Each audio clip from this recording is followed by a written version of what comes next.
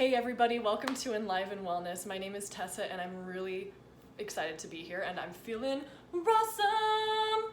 So, why is raw meat superior to cooked meat? Here's 3 reasons.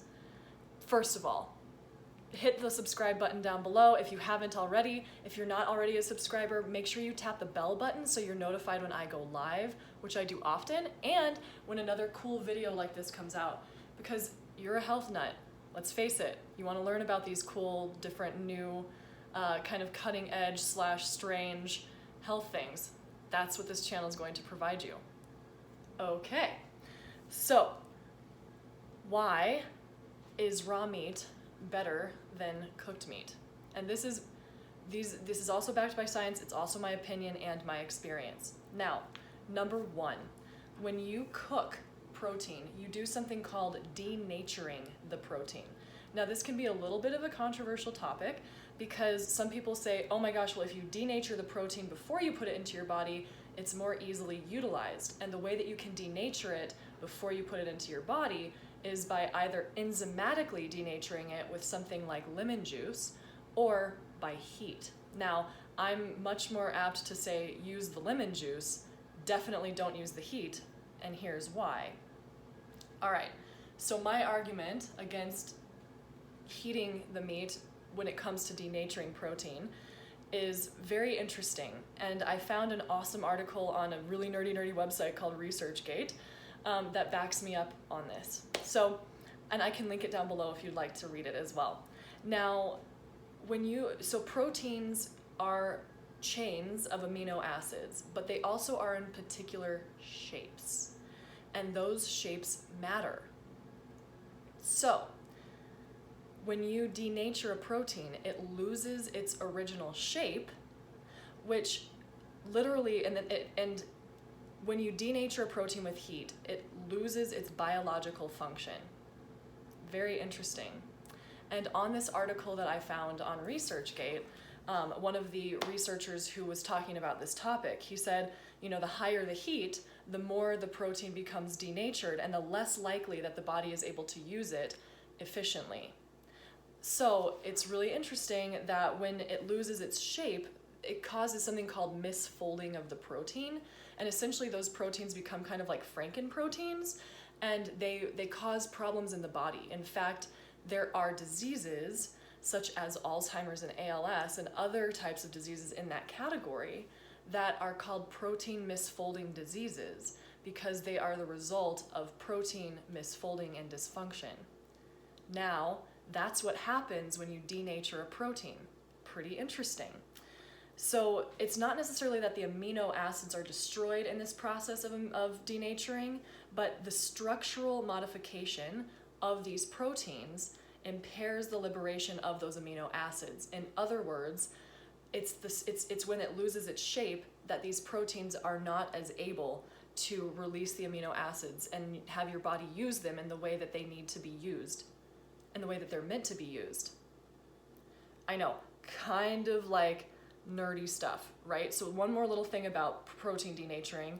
When you denature a protein and the proteins become misfolded, they clump together, and then that's what causes disease. All right? So these types of diseases that are protein misfolding diseases. Now, for me, the takeaway message here is that when you heat or you denature a protein with heat, then you cause it to lose its primary biological function in the body, like the way that it was supposed to be handled in the body, and the body can't use it as efficiently. It's just right here. That's just what happens when you denature a protein with heat.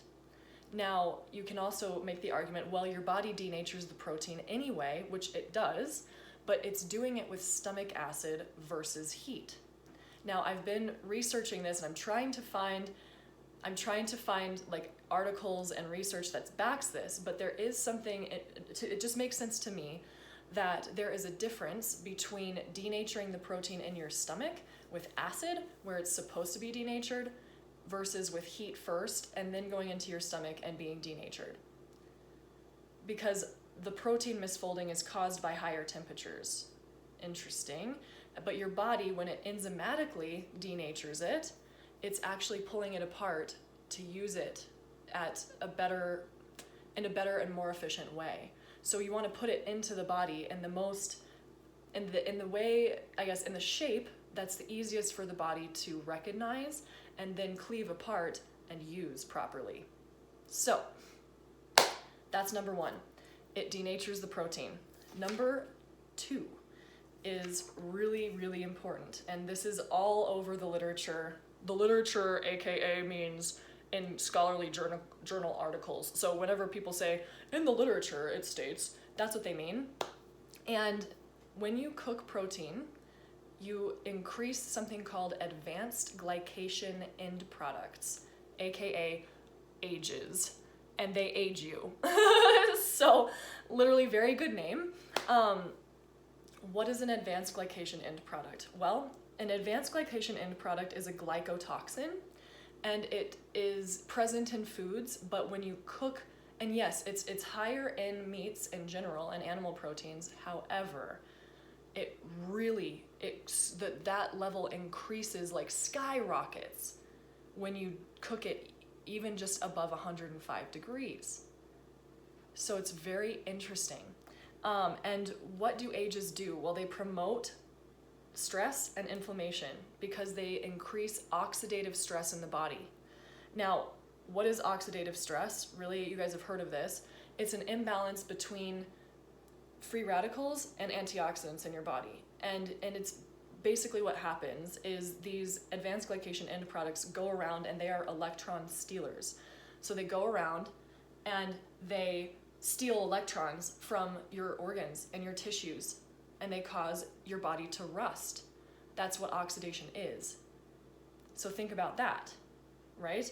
So and I found articles from like conferences on advanced glycation end products, and they literally say in there they literally advise undercook your meat as much as possible. They don't go as far to say raw because it's a little bit controversial, but they do say undercook as much as possible. Pretty interesting.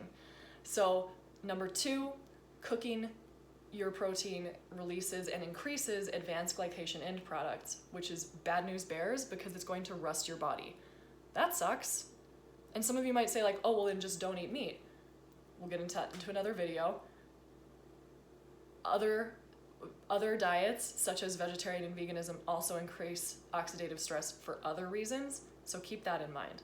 But this is about why raw meat is better than cooked meat. Number two reason is because when you cook meat, you cause the massive increase in advanced glycation end products, which will rust your body from the inside out. That doesn't sound awesome. All right. Third reason why raw meat is mo better than than cooked meat is one of my most, it's like probably in my mind one of the most important reasons. When you cook meat and animal products, well, first of all, let's see. Have you guys heard of B vitamins? I hope so. They are super critical in your body. B vitamins are super critical. Okay, what are B vitamins important for? Energy production, metabolism, aka like, just the way that you digest, the way that you function, the way that you use energy, the amount of energy that you have in your body. They're also important for a healthy nervous system, healthy mood. But one of the most important functions of B vitamins is that they help repair DNA. Wow. Very cool. Now, some signs of B vitamin deficiency can include the following: shortness of breath, fatigue, memory loss, numbness, poor balance, anxiety, depression, nervous system problems. I mean, I suffered massively from B vitamin deficiency. Huge. I was diagnosed with macrocytic anemia. It's not fun. Okay, so it's not good. And B vitamin deficiency is a big problem for a lot of you out there. Okay, and you can only find really very bioavailable B vitamins in animal products. Yes, there are some in veg matter, but they are the most bioavailable, meaning the most easily utilized by the body from animal products. Now, when you cook animal protein. And this is, again, in a great, it's a website called Healthline, and it's a big nerdy website. And I found some statistics.